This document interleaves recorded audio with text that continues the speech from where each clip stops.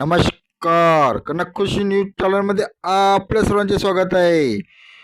आमदार समीर मेघे यांना होती बंडखोरीची भीती. बातमी बघत राहा शेवटीपर्यंत कनक खुशी न्यूज चॅनलवर. डॉक्टर अतुल लामसुंगे कडून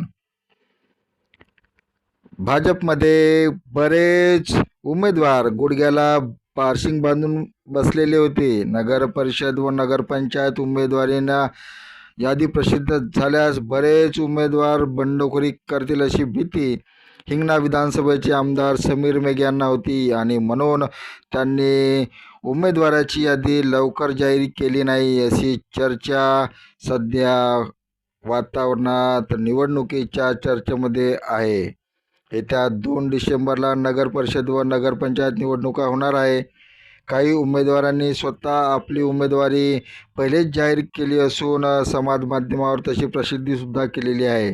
यामुळे भाजप काँग्रेस यांची इच्छुक उमेदवारांनी मुलाखती घेतल्या. मुलाखती घेऊन ही निवड झालेल्या उमेदवाराची यादी मात्र लवकर प्रसिद्ध केली नाही. यामुळे उमेदवाराची उत्कंठा शिगेला पोचली होती.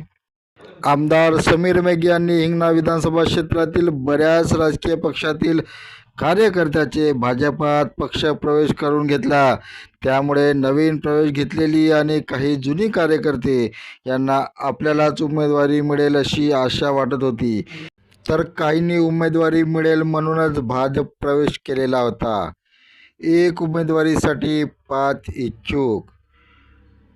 वानाडोंगरी नगर परिषदमधील नगराध्यक्षाची अनुसूचित जातीसाठी महिला राखीव असल्याने माजी सरपंच व नगरसेवक असलेल्या महानंदा पाटील यांनी आपली दावेदारी पक्की वाटत होती.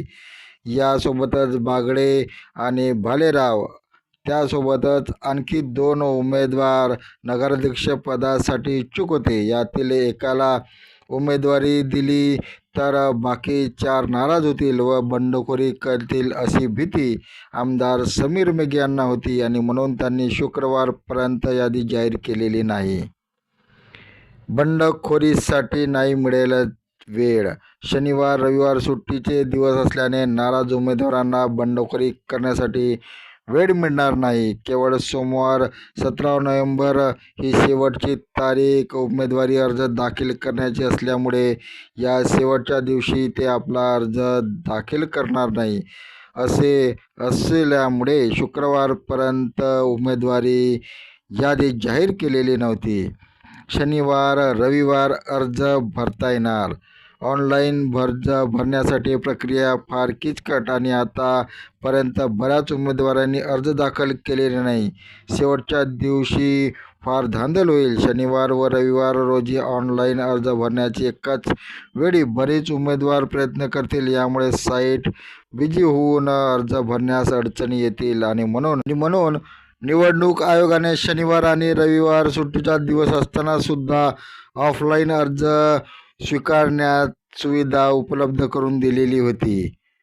नाराज उमेदवारांना बरेच पर्याय राहणार उपलब्ध.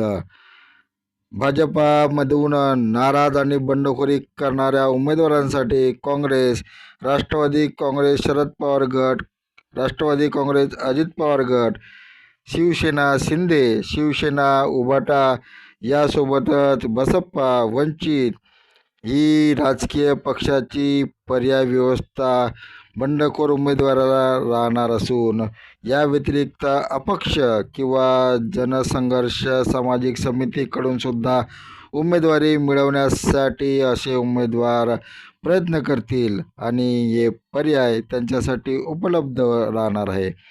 निवडणुकीमुळे वातावरण तापलेले आहे. सर्व पक्ष स्वबळावर लढणार अशी भाषा बोलत आहेत. परंतु बिहारमधील निकालानंतर समीकरणं बदलतील अशी आशा मतदारांना वाटत आहे. धन्यवाद. आपण बघत होता कनक खुशी न्यूज चॅनल. कनक खुशी न्यूज चॅनलला सबस्क्राईब करा, लाईक करा.